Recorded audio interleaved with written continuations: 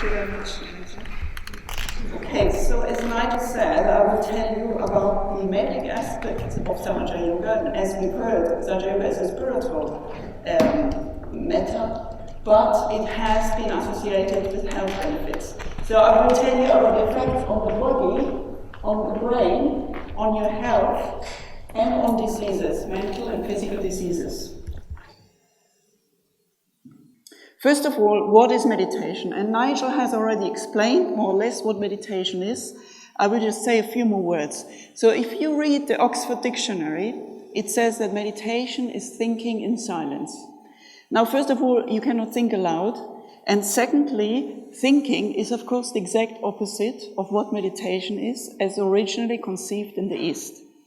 So meditation, Patanjali was one of the first to talk about meditation, and he said that meditation is the cessation of thinking. It's the stopping of your thoughts, it's the control of your thoughts, the control of your attention.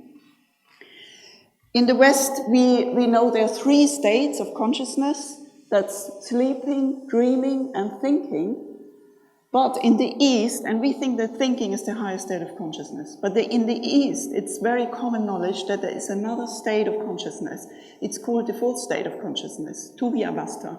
And the 4th state of consciousness is the state of thoughtless awareness, mental silence, where you learn to stop your thinking. And this process of stopping your thinking has amazing benefits at the subjective level, but also objectively. And you feel, when your thoughts are stopped, you feel happy, you feel joy, and depending on the intensity, you can feel absolute bliss. So there are several subjective correlates, what you feel when you meditate, which I've listed here, and which, however, have health implications. And as I said before, in the West, we are not really interested in spiritual things, but we are very much interested in our health, and in fact, we are obsessed with our health. And it's the health benefits which have actually attracted all the interest in Western science. So over the last years, there has been a lot of studies on meditation because people have realized meditation actually leads to better health. And so what do you feel when you meditate? You feel an overwhelming calmness, and this is a calmness which goes much more beyond normal relaxation. Because when you relax the body, and if you lie on the sofa, you may be relaxed, but if you worry about the future, you're not really relaxed. So when you're thoughtless, you don't just relax the body, you also relax the mind and your brain. And you cannot do it with any other way. You can only do it by stopping to think, stopping to worry about the future, stopping to ruminate about the past, and be in the present. So this overwhelming feeling of peace within, calmness, is associated with stress relief, and I'll show you later how. When you're mentally silent, you have a better mental balance. And this is because if you think about it, all mental disorders are actually characterized by thought problems. If you have schizophrenia, you have paranoid thoughts. If you're obsessive-compulsive, you have obsessive thoughts. If you're ADHD, you have racing thoughts. And if you're depressed, you have negative thoughts which you ruminate about. So it has also been shown that all mental disorders, they have more mental clutter. This has been shown over recent years. And meditation, of course, is a reduction of the mental clutter, because that's what it is. You stop your thinking, so you have no mental clutter, or you have less mental clutter. So therefore, mental silence is a state of supermental balance, more than normal people have. So because if you meditate and you have less mental clutter than a normal person, you're super healthy and super balanced mentally. When you don't have any thoughts, you're much more concentrated and you're much more alert because you're pure consciousness without the content, which are the thought and emotions. And if you go through life the whole day, you throw out your thoughts and your emotions into the world, and you don't really see reality as it really is, because you have the intermediation of your thoughts and your emotions.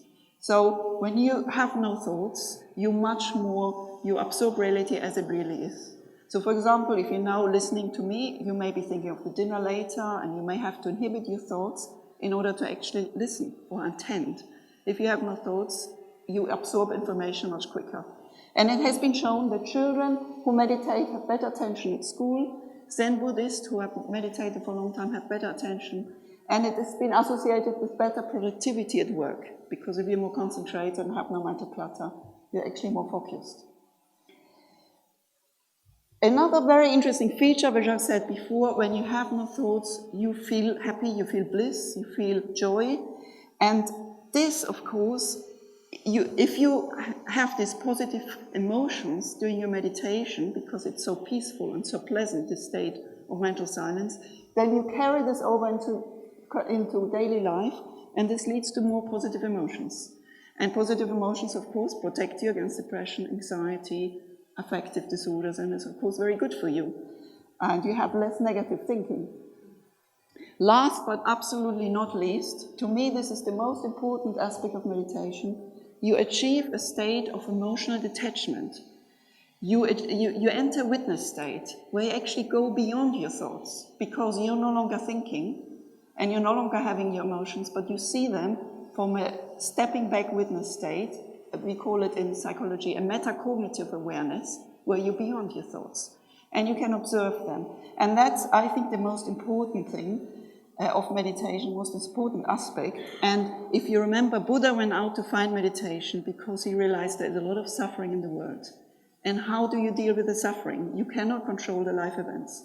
We all have negative life events. You know, your parents will die eventually, people you love may die, you may have a divorce.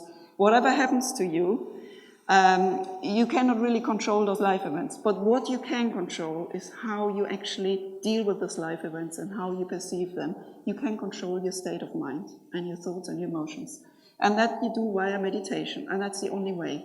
Only through meditation you can actually enter a witness state, which makes you emotionally more resilient. And I think this is the most important aspect of meditation, because who wouldn't want to be happy and sail through life in a sort of serene, happy, joyful way, without being carried away on a roller coaster of emotions constantly, depending on what happens to you. So I think this is crucial. And of course, the state of meditation, of thoughtless awareness, you may have seen, and it has been described in all mystical traditions of all cultures.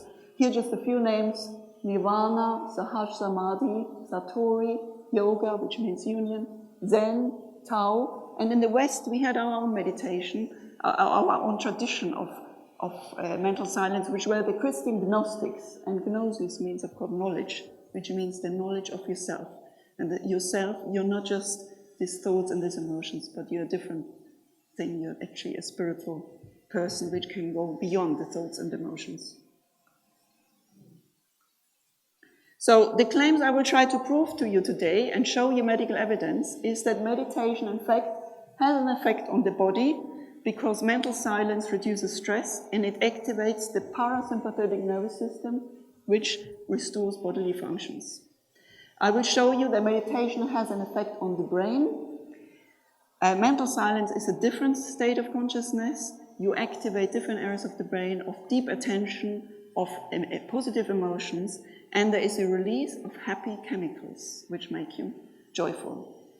Now, meditation is a good way to prevent illness, because mental silence leads to better physical and mental health. And lastly, I will show you that you can use it as a therapy. So if you have any mental or physical problems, you can actually solve them with meditation.